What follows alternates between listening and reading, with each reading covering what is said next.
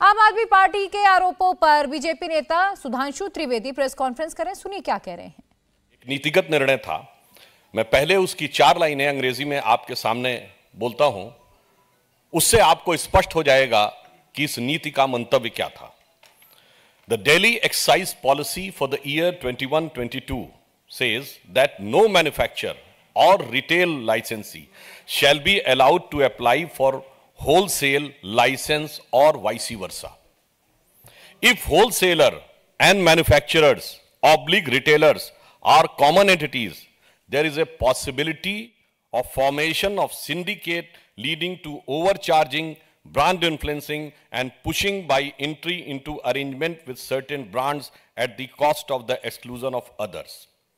Also, the L1 licensee cannot own any of the retail vends, ध्यान दीजिएगा, either directly or through any sister concern. For this purpose, sister concern / related entities shall mean that the entities should not have common proprietors, common partners or directors or majority ownership, that is 51% of the proprietorship or the partnership of the company. They shall not lie with the same person in all the entities. The entities shall not have holding, subsidiary, relationship or not subsidiary of the same holding company.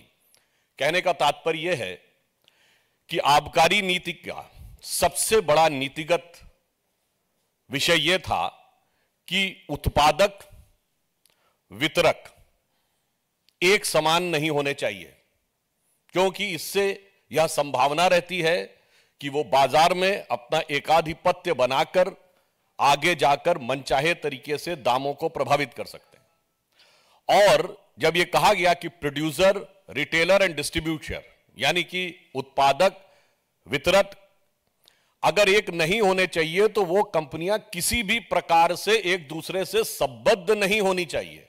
और संबद्धता की विधिवत परिभाषा भी की गई है, अर्थात एक दूसरे के कॉमन डायरेक्टर नहीं होने चाहिए, एक दूसरे की शेयर होल्डिंग नहीं होनी चाहिए, व्यक्ति भी एक दूसरे में कॉमन नहीं होने चाहिए और किसी भी एक कंपनी की दूसरी कंपनी में मेजॉरिटी ओनरशिप नहीं होनी चाहिए। यानी प्रत्यक्ष या परोक्ष, यहां तक कि दूसरे या तीसरे टियर से भी परोक्ष रूप से आप प्रकारांतर से भी उत्पादन और वितरण को एक साथ नियंत्रित नहीं कर सकते। परंतु अब यह प्रश्न आता है, यह हम नहीं पूछ रहे हैं, एक्साइज डिपार्टमेंट ने नोटिस देकर पूछा 25 अक्टूबर 2021, 25 अक्टूबर 2021, आज 10 महीने हो चुके हैं। उन्होंने कंपनी का नाम लिया कि Enrich has applied for L1 distributor license using the credential of a liquor manufacturing company Enrica enterprise having its distillery at Chennai. यानी ये हो गई उत्पादक कंपनी, मैन्युफैक्चरर। अब वो कह रहे हैं enrich is also applied for L1 distribution licence despite being related to Magunta Agro and Pixie, which have won retail zone licensing for zone number 23 and 22 with a malicious intent for forming a cartel. आप बताइए, one company is manufacturer, it is also a partner in the distributor और 3 zones का distribution उसको मिल जाता है। अब इसमें किसी प्रकार का कोई किंतु परंतु की संभावना नहीं रह जाती है कि जो नीति तय की गई थी पारदर्शिता को लाने के लिए वो पूरी तरीके से प्रभावित दिखाई पड़ती है। दूसरा एक उदाहरण है, Indo spirit beverages private limited है, Indo spirit distribution private limited है और Indo spirit distribution private limited messrs Khao Gali restaurant private limited के साथ संबंधित है। यहां पर भी वही कंपनी उत्पादक है और वही शेयर होल्डर है। मैं उसमें बहुत डिटेल्स में नहीं जा रहा हूं, आप चाहें तो जाके चेक कर सकते हैं।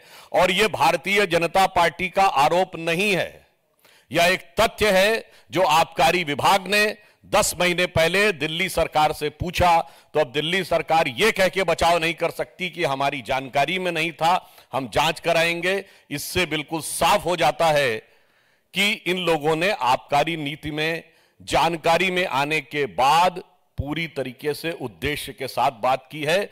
इसलिए हम उनसे कहना चाहेंगे कि जवाब हमें आबकारी पे चाहिए, ना ईमानदारी की बात करिए, ना बिरादरी की बात करिए। दिल्ली की जनता यह जानना चाहती है कि आप आबकारी की बात करिए, और जब एक्साइज डिपार्टमेंट ने आपको इस प्रकार का नोटिस दिया तो आपने संबंधित कार्रवाई क्यों नहीं की? क्योंकि यह नोटिस तथ्यों के आधार के ऊपर है, जिसमें जो पॉलिसी मैंने आपको बताई उसको सीधे सीधे तरीके से ध्वस्त किया गया है। तो मैं सिर्फ यह कहना चाहूंगा, एक्साइज पॉलिसी तो यह कहती है कि मैन्युफैक्चरर, डिस्ट्रीब्यूटर एंड रिटेलर एक नहीं होना चाहिए, परंतु यहां ये मिथ्या भ्रम और झूठ के मैन्युफैक्चरर भी यही हैं, डिस्ट्रीब्यूटर भी यही हैं और रिटेलर भी वही हैं, और उसके बाद पूरी निर्लज्जता के साथ जनता के सामने आकर यह दावा करने वाले कि सबसे बड़े ईमानदार वो हैं, इस असत्य के परपिट्रेटर भी वही हैं। अब मैं अनुरोध करूंगा हमारे दिल्ली के सांसद प्रवेश साहिब सिंह वर्मा जी से कि वो आगे का विषय आपके समक्ष रखेंगे।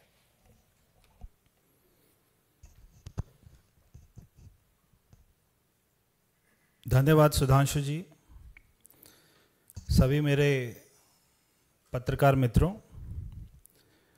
अभी सुधांशु जी ने जिस कमेटी की रिपोर्ट का जिक्र किया वो कमेटी पॉलिसी से पहले बनाई गई थी दिल्ली सरकार द्वारा, और उनको अपने रिकमेंडेशन देने के लिए कहा था। कुछ बातों की जानकारी सुधांशु जी ने दी है, कुछ बातों की जानकारी मैं देता हूं कमेटी के बारे में। कि कमेटी ने एक रिकमेंडेशन करी कि avoiding of mall practice like brand pushing, कि आप कोई प्रचार नहीं कर सकते कि शराब ज्यादा बिके। इंडिया टीवी हर वक्त हर जगह डाउनलोड करने के लिए सर्च करें India TV news Google play store या ऐप स्टोर पर।